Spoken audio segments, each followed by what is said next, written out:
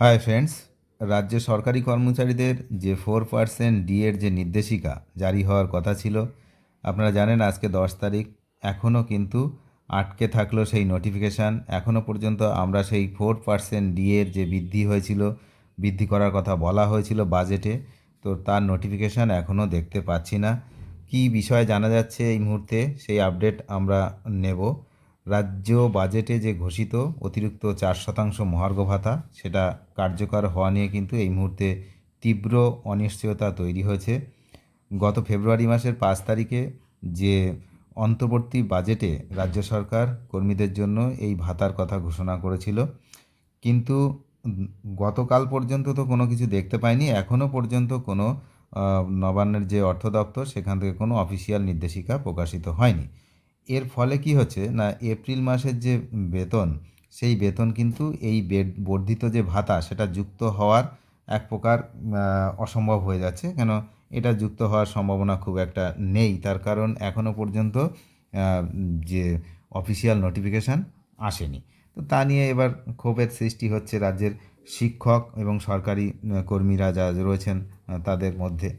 তো বাজেটে কিন্তু অর্থমন্ত্রী বলেছিলেন যে সরকারি কর্মীদের জন্য 4% ডিএ বাড়ানো হবে এবং এটা পয়লা এপ্রিল 2026 থেকে কার্যকর হবে। এর ফলে কি হবে, রাজ্যের যে ডিএ সেটা 18% থেকে বেড়ে 22% হবে, এরকম কথা ছিল। কিন্তু বাস্তবে পয়লা এপ্রিল পেরিয়ে 10ই এপ্রিল হয়ে গেছে, অর্থ দপ্তরের তরফে কোনো মেমো নম্বর বা নির্দেশিকা জারি করা হয়নি।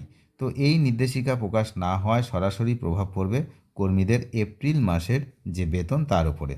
নিয়ম অনুযায়ী প্রতি মাসের 2 থেকে 10 তারিখের মধ্যে স্কুলগুলির প্রধান শিক্ষকদের যে পোর্টাল, সেখানে কর্মীদের বেতনের তথ্য সাবমিট করতে হয়।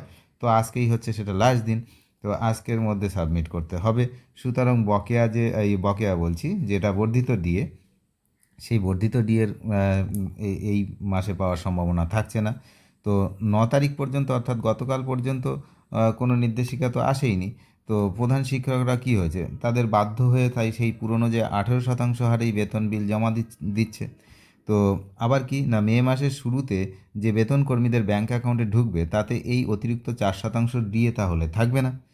পরে নির্দেশিকা বেরোলে হয়তো তা এরিয়ার বা বকেয়া হিসাবে দেওয়া হতে পারে। এটা তো আবারও একটা সমস্যার বিষয়। আপনারা জানেন যে একবার বাকি হয়ে গেলে বেতন, সেটার কী হাল হয় সেটা আপনারা হাড়ে হাড়ে টের পেয়েছেন।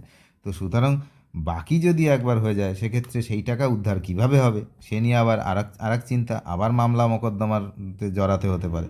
তো এই হলো বিষয়।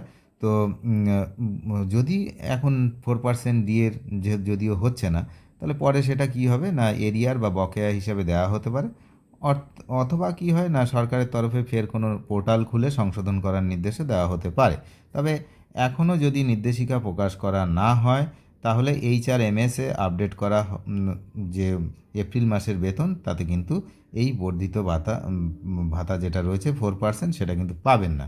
কিন্তু যদি আজকের মধ্যেও করে দেওয়া হয়, তাহলেও সেটা হয়তো আপডেট করে দেওয়া যেতে পারে। তো ঘোষণার 2 মাস হয়ে গেল, তারপরেও নির্দেশিকা এখনও পর্যন্ত আসেনি। তো কর্মচারী মহলে তো ক্ষোভের সৃষ্টি হয়েছে। তো এই নিয়ে বিভিন্ন কর্মচারী মহল বিভিন্ন রকম যুক্তি দেখিয়েছেন। আর শাসক দলের যে সমস্ত যে মাধ্যমিক শিক্ষক সমিতির যে সমস্ত রয়েছেন সভাপতি বা অন্য অন্য লোকজন, তারা আশ্বস্ত করেছেন যে নির্বাচন চলছে, নির্বাচনের প্রায় কাজ কাজকর্ম চলছে। তো তার জন্য হচ্ছে কর্মীরা ব্যস্ত রয়েছে, সেই জন্য এই বিষয়টা আপাতত দেরি হচ্ছে, ডিলে হচ্ছে, কিন্তু সবাই পাবেন, এটা তারা আশ্বস্ত করছেন। কিন্তু যেহেতু 1 তারিখ থেকে হওয়ার কথা ছিল বর্ধিত 4%, সেটা এখনও পর্যন্ত বিজ্ঞপ্তি আসেনি। তো সেক্ষেত্রে তো ক্ষোভের সৃষ্টি হবেই, তেমনটাই হয়েছে। এখন দেখা যাক এই বর্ধিত যে 4% ডিএ যে বাড়ানোর কথা বলা হয়েছিল, সেটা আদৌ বাড়ছে কিনা, সেদিকে আমরা নজর রাখছি। আপনারাও নজর রাখুন। চ্যানেলে যারা নতুন, তারা নিয়মিত আপডেট পেতে অবশ্যই চ্যানেলটিকে সাবস্ক্রাইব করে সঙ্গে থাকবেন। ধন্যবাদ।